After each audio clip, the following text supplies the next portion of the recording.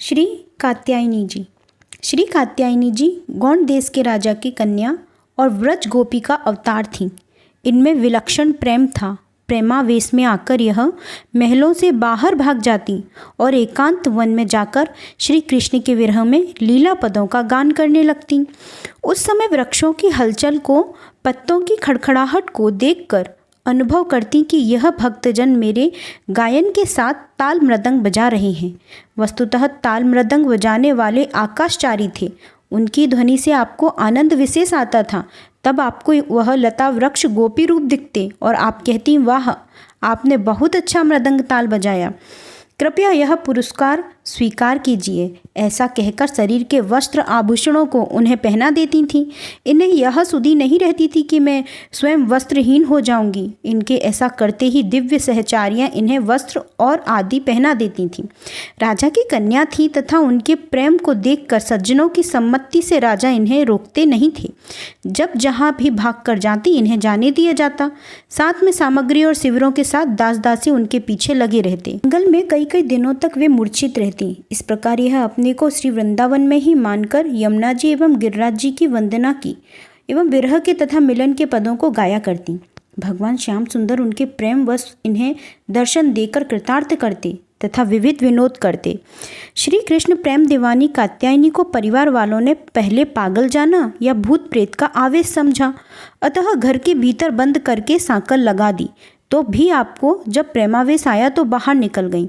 उन्हें बंद नहीं रखा जा सका। भी लोगों ने भूत प्रेत का प्रभाव समझा। कभी कभी अपने आप उनकी इच्छा से सांकल खुल जाती और कभी कभी सांकल बंद रहते हुए भी यह बाहर विचरती, रोती, अपने प्यार को ढूंढते दिखाई पड़ती। लोग इनकी इस दिव्य प्रभाव को समझने में असमर्थ रहे। एक बार एक तांत्रिक ने भूत भगाने के विचार से लोहे सलाका को अग्नि में तपाकर लाल करके इन्हें दागने का प्रयास किया, परंतु वह अत्यंत ही गर्म लोह सलाका का उनके शरीर का स्पर्श होते ही एकदम शीतल हो गई। तांत्रिक के शरीर में दाग उत्पन्न हो गया।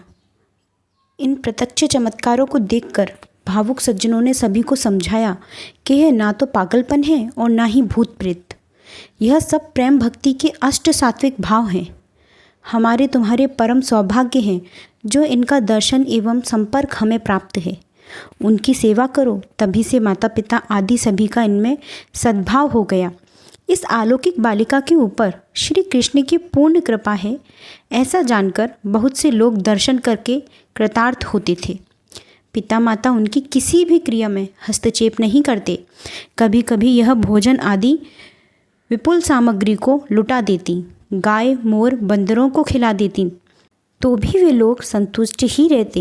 एक बार यह अकेले ही कृष्ण कीर्तन करती हुई वन में विचर रही थीं। इनके प्रभाव को न जानने वालों ने उनकी सौंदर्य को देखकर इन्हें कुदृष्टि से देखा तो तत्क्षण अंधे हो गए।